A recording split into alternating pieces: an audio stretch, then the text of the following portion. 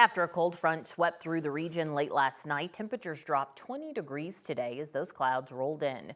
But the wildlife didn't seem to mind. Sky 9 caught this herd of elk hanging out around Rocky Flats. I'm Alexandra Lewis. And I'm Kyle Clark. So things stay pretty quiet weather-wise today. Well, 9 News meteorologist Kathy Saban's already eyeing potential for severe weather moving in tomorrow. Yes, tomorrow looks like the most active weather day of the week, where we could have storms with large hail and damaging winds. There's enough low-level moisture in place and enough heating that we do have a few thunderstorms on the radar, but thankfully the severe threat tonight is low. A different story tomorrow when we go under a weather impact alert. And again, storms will develop early in the foothills around 1:30, moving over Denver late in the afternoon into the early evening. The big story, really the temperature trend, 60s and 70s this afternoon. 20 degrees cooler than the 90s that we saw for 3 days in a row. And temperatures this hour are some 5, 10, even 20 degrees colder than this time last night. A lot of activity in southeastern Colorado, tracking a few light showers over the north metro area.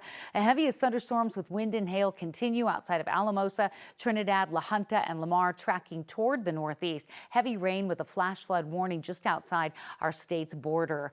We do have the wind increasing, so concerns for high fire danger, but thunderstorms make a comeback tomorrow, and they should be stronger starting earlier in the day. And again, large hail and damaging winds could be the biggest threat we see. Temperatures will be comfortable in the 60s for the next few hours. Coming up, we'll check the radar again, let you know how long the cool weather trend will last, and give you the timing and impact of the severe threat on Tuesday.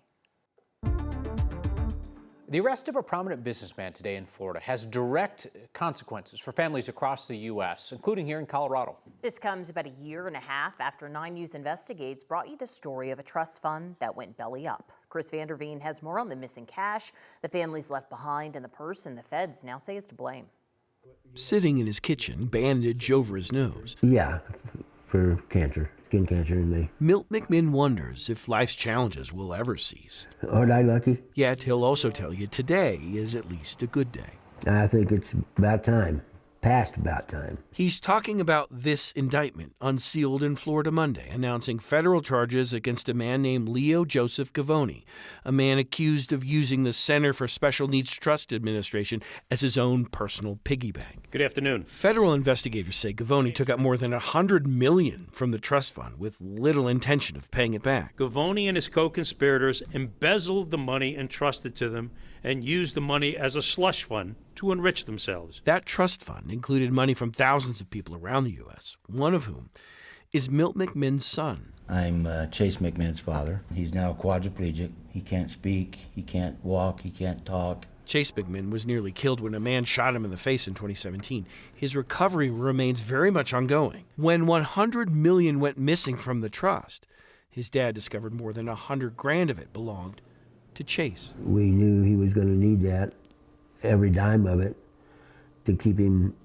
somewhat in better shape to stay alive. The trust included money from more than 2,000 families scattered across the U.S., 2,000 families with vulnerable family members, just like Chase. Milt, who takes money from a person like your son? A real scumbag, a low-life bastard, excuse my French. And yeah, I have a lot of bad thoughts about that. Gavoni has denied the accusations in the past, and the charges are far from a conviction. The McMinn family says it's already had to cut back care for Chase due to the missing money.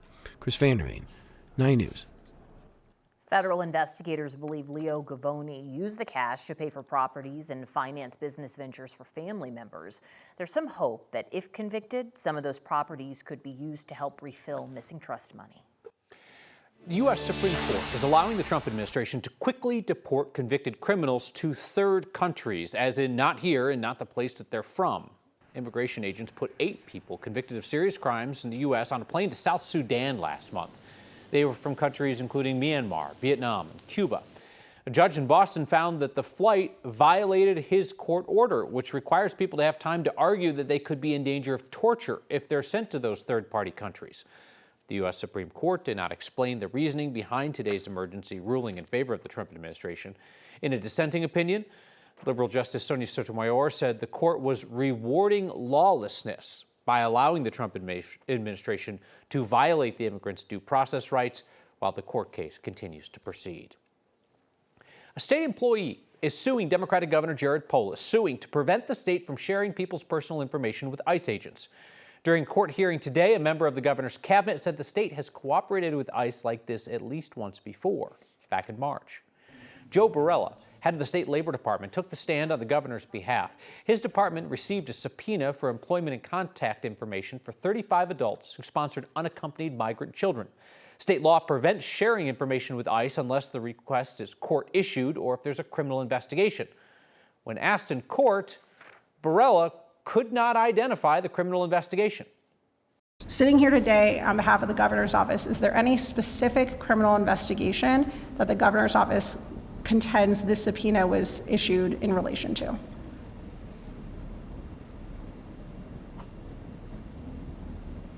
Not that I'm aware of. Court hearing continues tomorrow. We expect testimony from the state employee who sued the governor. A University of Utah student detained by ICE after a traffic stop in western Colorado is no longer in custody. An advocacy group says 19-year-old Caroline Diaz-Concalves was released from the geodetention facility in Aurora on Friday. She spent just about 2 weeks there. She was on her way to Denver earlier this month when a Mesa County deputy pulled her over for driving too close to a semi. He let her go with a warning, but ICE later picked her up. The Mesa County Sheriff's Office later said that Diaz-Concalves' information was shared in a group chat that included federal agents. That chat was supposed to be used for drug-related operations. The deputy who pulled her over was placed on administrative leave.